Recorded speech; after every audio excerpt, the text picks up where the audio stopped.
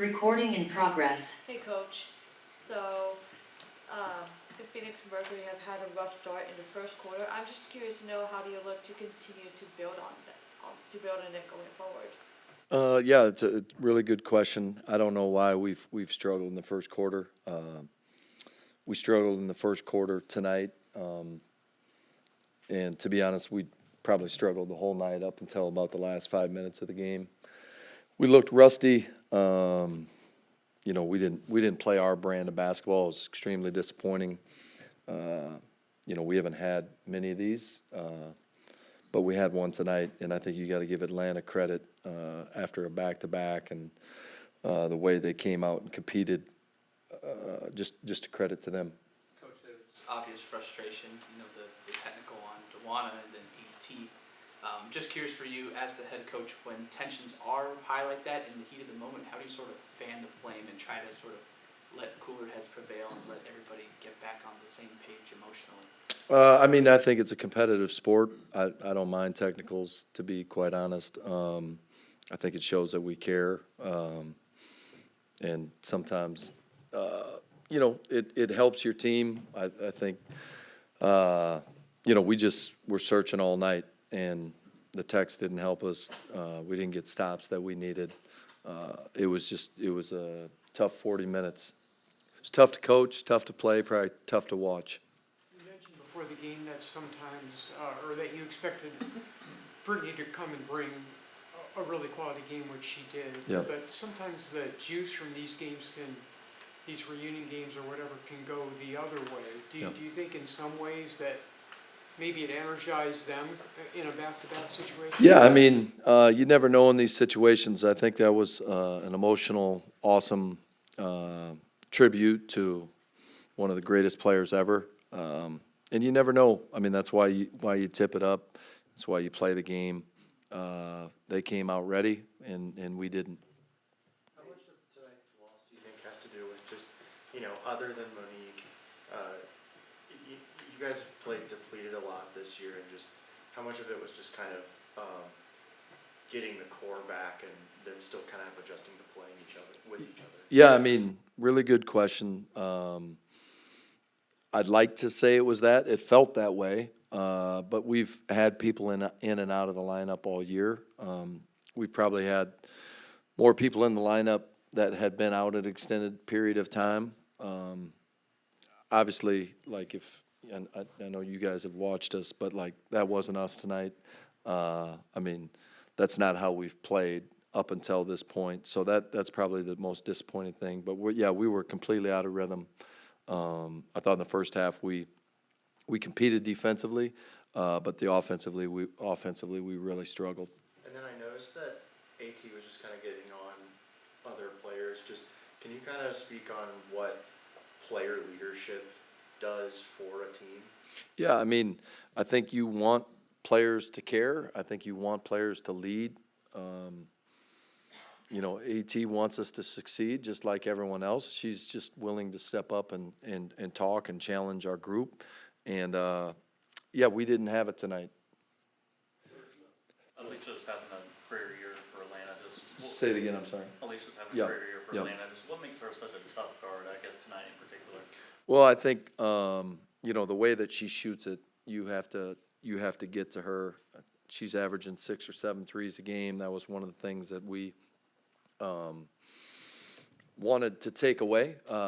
Anytime you lose her, she's going to knock it down. And we were poor. We gave up 3 or 4 back doors to her tonight. I don't know if we've given up 3 or 4 back doors all year. Just a lack of focus and execution. But give her credit. She's continued to just keep getting better. She's having a hell of a year for them, especially with Howard out. She carried it for them tonight. Coach, that 2 big lineup that they had with Jones and BG, did that basically cause too much trouble closeouts on the threes early in the game?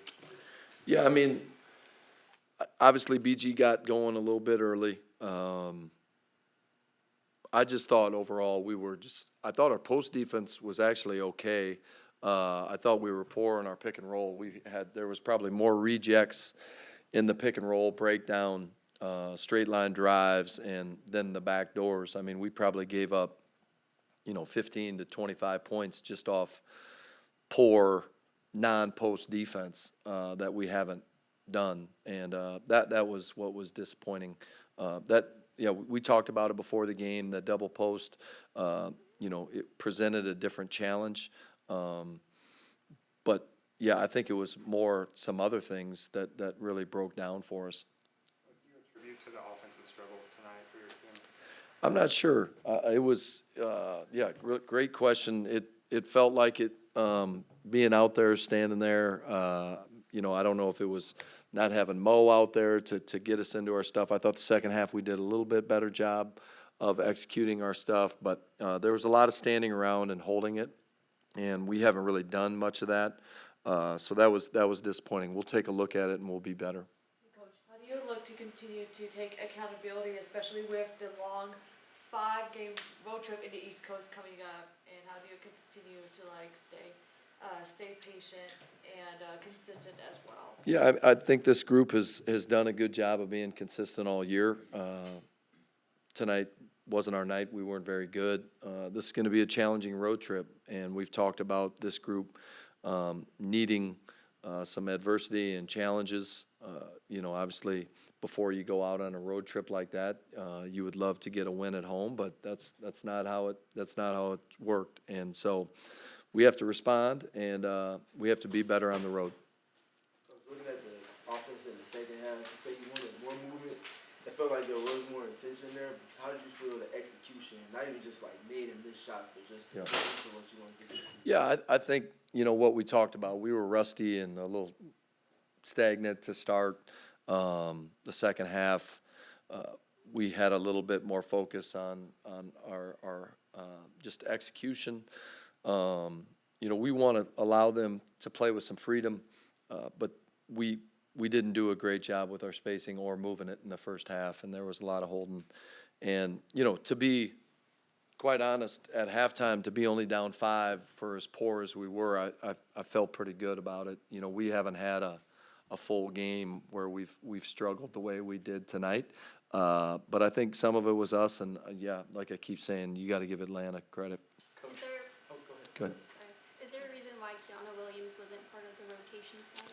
Yeah, I mean, I'm going to get a lot of those questions as we move forward, that we're going to have 8 to 10 player rotations. I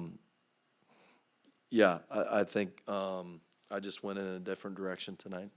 Coach, going off of a question that Jesse had earlier, when the lineup changes as much as it does, whether if it's injuries or just a schematic thing, does it get a little bit frustrating for you in terms of figuring out who's going to close the game, or if you guys are down, like who's going to be the lineup to sort of initiate a run? Does it get a little bit frustrating for you trying to figure out who's going to play? I mean, I think that's just part of coaching. Unfortunately, it'd be great if when I did the minute sheet, I knew each and every night that certain players were going to be available. That has not been the case. But I mean, this is, you want to get you want to get everyone healthy so you can see what you have. And, we got closer to getting the bodies out there tonight. I don't think we, particularly played well. But these are the things that you got to go through. What did you think of Lexi and Ka and Satu in particular in their returns? Yeah, I thought they did a good job. They looked rusty, and they should be. They haven't played in a while.